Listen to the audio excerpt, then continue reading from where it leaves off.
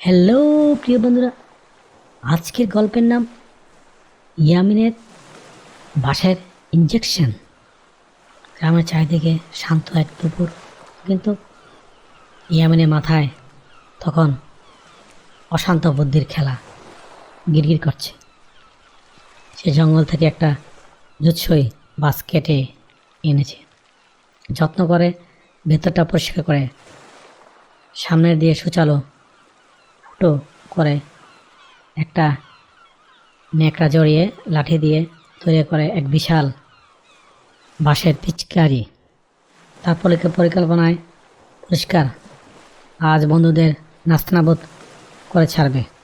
ইয়ামিনী পিচকারিতে পুকুরের ঠান্ডা পানি ভরে উৎপাতে থাকলো কালপাটের পাশে বসে। প্রথম শিকার তার বন্ধু শিমুল যখন শেষ দিতে যাচ্ছিল, ঠিক তখনই ইয়ামিন ঝোপের আড়াল থেকে হুঙ্কার দিয়ে দাঁড়ালো আর বলল, দাঁড়াও, আর পালানোর পথ নেই। পিচকারির এক চাপে তীরের মতো পানি গিয়ে লাগলো শিমুলের পিঠে। শিমুল তো ভয়ে লাফিয়ে উঠল। সে ভাবল বিষাক্ত পোকা কামড়ালো কিনা, কিন্তু সে যখন দেখলো ইয়ামিন বাঁশের এক অদ্ভুত যন্ত্র দিয়ে তাকে দৌড়াচ্ছে, সে হেসে কোটি কোটি হয়ে গেল। শুরু হলো দুজনের পানির লড়াই। একে একে যোগ দিল রানা, জসিম আর বাকিরা। খেলার এক পর্যায়ে ইয়ামিন ভাবল একটু বেশি মজা করা যাক। সে তার পিচকারিটা এমনভাবে কাঁধে ধরলো যেন যে কেউ দেখলে ভাবে হুবহু বড় একটা জিনিসের মতো লাগে। গ্রামের হাবল মিয়া, যিনি আবার সুইচ দেখলে অজ্ঞান হয়ে যায়, তিনি আসছিল ঠিক এই পথ দিয়ে। ইয়ামের বন্ধুদের ইশা দিয়ে বলল, আজ ডাক্তার সেজে হাবুল কাকার চিকিৎসা করা হবে। ইয়ামিন পিচকারে উঁচিয়ে ধরে গম্ভীর গলায় বলল, কাকা থামেন, আপনার শরীরে অনেক রোগ, এই যে বিশালকার ইঞ্জেকশন রেডি করেছি, এখন একটা পুশ করলেই সব ছাপ হয়ে যাবে। হাবল মিয়া বাঁশের সেই লম্বা ডগা দেখে সত্যি ভেবে বসল, ওটা বুঝি কোনো রাক্ষসে ইঞ্জেকশন। তিনি ভয়ে চিৎকার করে উঠল, ওরে বাবারে, ওরে বাবারে, ইয়ামিন পাগল হয়ে গেছে, এত বড় সই দিয়ে আমাকে মেরে ফেলবে।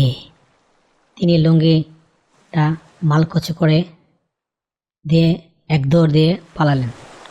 আর ইয়ামিনও নাছর বান্ধা, সেও পিচকারি হাতে তার পিছু পিছু ছুটতে লাগলো আর বলতে লাগলো, ওই কাকা, পালাবে কই, এটা তো পানির বিচি, একটু শান্তি পাবেন।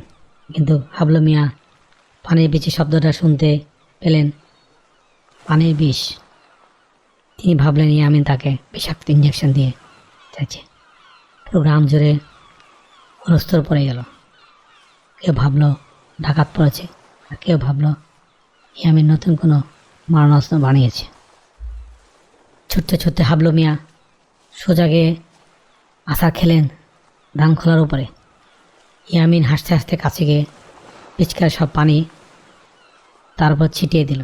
হাবলু মিয়া চোখ বন্ধ করে বিড়বিড় করতে লাগলেন, আল্লাহ, আমারে বাঁচা, আমারে বাঁচা, আমি তো মরে গেলাম। কিন্তু কিছুক্ষণ পর যখন তিনি টের পেলেন শরীরে কোনো ব্যথা নেই, উল্টো রোদের মধ্যে ঠান্ডা পানটা জড়িয়ে যাচ্ছে, তখন তিনি চোখ খুললেন। দেখলেন সব কটা বন্ধু আস্তে আস্তে মাটিতে গড়াগড়ি খাচ্ছে। হাবলু মিয়া উঠে বসে নিজের বোকা মেয়েরা বুঝতে পেরে হো করে নিজেও হেসে উঠলেন। তিনি বললেন, আরে হঠাৎ ছাড়ারা, আমি তো ভাবছিলাম ডাক্তারখানা থেকে কোনো বড় সিরিঞ্জ বুঝি বার দিয়ে বানাইছিলে, আমার তো কলিজা শুকাই গেছিল। এর মধ্যেই আমি সেই বাঁশের পিচকারি বন্ধুত্বের প্রতীক। হাবলু কাকাও রাগ না করে বাকিদের সাথে পুকুরে ঝাঁপ দিলেন। সে বিকেলটা আরও দুষ্টামি থাকলো না। পুরো গ্রাম দেখলো এক অদ্ভুত আনন্দ আর হাসির খেলা। হ্যালো প্রিয় বন্ধুরা, আজকের গল্পটি কেমন লাগলো কমেন্টে জানিও। আবারও দেখাবো নতুন গল্পে। Thank you for watching. Please subscribe.